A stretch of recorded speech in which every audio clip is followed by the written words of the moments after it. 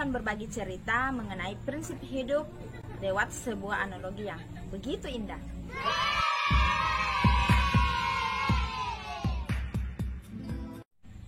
Ada seorang wanita cantik, anggun, muda dan elok bertanya kepada sahabatnya, "Apa yang sedang kamu lakukan? Kenapa setiap saya melihat kamu selalu saja menulis? Kenapa setiap aku bertanya kepadamu, ingin bercerita kepadamu, yang kamu lakukan hanya menulis?" Motivasi adalah cara terbaik untuk menghadapi hambatan dalam hidup, sebab akan ada fase dalam kehidupan kita di mana kita akan menemukan titik terjebak dan tidak bisa menghindari situasi yang tidak mengenakan. Dengan motivasi membuat diri kita menjadi kuat mental, sehingga ketika ada masalah datang, kita bisa mengatasinya dengan tenang. Mendengar pertanyaan si wanita cantik tersebut, si sahabat langsung berhenti menulis dan berkata bahwa sebenarnya apa yang saya tulis ini adalah mengenai tentang dirimu, tentang mereka, dan tentang diri saya sendiri. Tapi ini bukanlah hal yang penting. Yang terpenting adalah nanti ketika hasil akhir dari tulisan saya.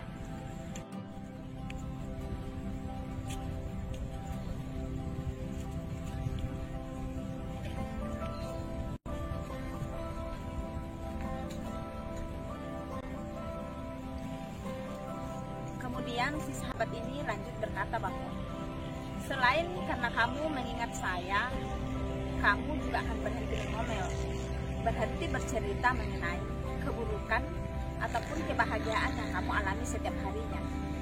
Dan saya harap kamu akan paham bahwa ternyata semua itu tidak ada gunanya. Hai, jumpa lagi dengan saya seperti biasa di channel Sunny TV.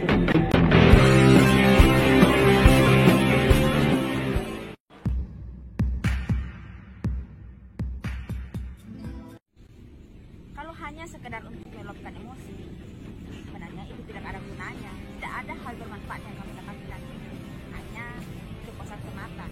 Tapi kepuasan itu tidak mengobati luka yang pernah kamu alami. Setelah mendengar jawaban si sahabatnya, si wanita cantik ini langsung mengambil dan melihat tulisan yang ditulis oleh sahabatnya. Kemudian dia terdiam dan membacanya dalam hati. Setelah wanita cantik tersebut telah selesai membaca tulisan sahabatnya, dia berkata bahwa ternyata kamu benar. Apa yang sedang kamu lakukan sekarang dan sebelum-sebelumnya itu memang benar. Saya yang salah. Selama ini saya sering menertawakan kamu, apalagi ketika setiap saat tengah kamu bergoyang yang berisikan tinta. Saya menertawakanmu. Bahkan pernah saya berkata bahwa kamu ini stres dan tidak lama lagi kamu akan gila. Saya menilai kamu atas perlakuan kamu yang kerjanya menulis itu hanyalah pengalihan.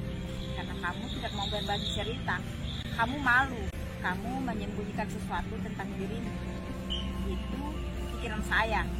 Tapi ternyata saya paham bahwa ini adalah sesuatu yang sangat bermanfaat. Dan sekarang saya menjadi malu pada diri saya sendiri. Nah, seperti itulah percakapan antara si wanita cantik dan si sahabatnya. Menurut kalian, apa yang bisa kita petik dari cerita tersebut? Itu tergantung bagaimana kamu melihat dan memaknai isi cerita saya. Ada beberapa pelajaran penting yang bisa kita terapkan dalam kehidupan kita berdasarkan cerita analogi yang menarik tadi. Dalam kisah kehidupan yang kita alami, kita bisa mengungkapkannya dalam sebuah tulisan yang sangat berguna. Tapi ingat, karya yang kita buat lewat tulisan, selain karena pena yang berisikan tinta, juga karena ada tangan kita yang menggerakkannya. Begitupun juga dengan hidup kita. Tulisan yang kamu buat mengingatkan bahwa kita sanggup melakukan hal hebat dalam hidup kita.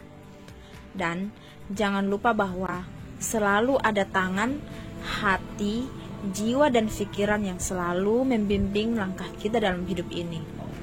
Dan itulah tangan Tuhan yang selalu membimbing kita sesuai keinginannya dan kemauan kita. Kemudian dalam menulis, terkadang kita beberapa kali berhenti karena Sejenak kembali mengingat kejadian yang pernah menimpa hidup kita. Teringat akan peristiwa pahit yang tentu membawa kita menjadi tak nyaman. Namun setelah itu kita bisa menyadari bahwa sudah terjadi dan kita akan kembali menulis peristiwa itu. Dan hati kembali akan merasa tenang. Begitu juga dengan kita. Dalam hidup ini harus berani menerima penderitaan, kesusahan, dan kesulitan karena dengan peristiwa itu akan mengasah kita menjadi insan yang lebih baik, yang lebih bermanfaat lagi. Kemudian dengan menulis, kita akan kembali mengoreksi kesalahan yang kita tulis. Kita kembali mengulang perjalanan hidup yang pernah terjadi dalam kehidupan kita. Kalau itu adalah hal buruk, semoga tidak pernah terulang lagi dan akan menjadi masa lalu yang terkubur dalam-dalam dan akan menjadi pelajaran bagi kita untuk tidak melakukan hal yang sama. Kalau itu adalah sesuatu yang baik, maka akan menjadi kenangan indah dan berharap itu akan terus terjadi pada diri kita. Bukanlah hal yang jelek untuk memperbaiki kesalahan dalam hidup kita. Bahkan, setiap kesalahan yang kita perbaiki akan mengarahkan kita ke jalan yang lebih baik lagi dan selalu mengajarkan kita untuk terus rendah hati, introspeksi diri, dan siap menerima kritikan dari orang lain.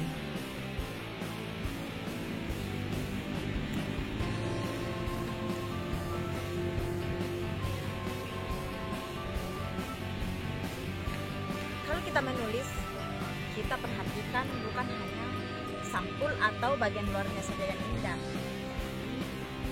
hasil atau isi dari apa yang kamu tulis. Sama halnya dengan kita manusia. Manusia bukan hal terpenting dari rupa ataupun fisik, namun dari apa yang dia ucapkan, apa yang dia lakukan, dan apa yang bisa dikenang dari dirinya. Itulah hal terpenting.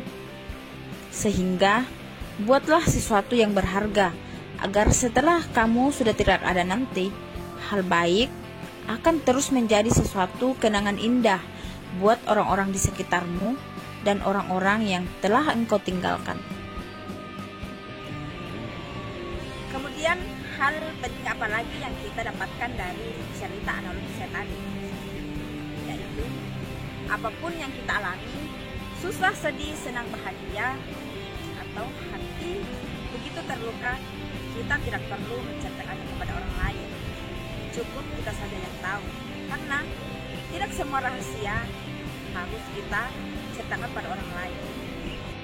Orang yang menyukaimu terkadang tidak butuh akan ceritamu, bahkan tidak bisa memberikan apa-apa atas sesuatu yang kau ceritakan padanya.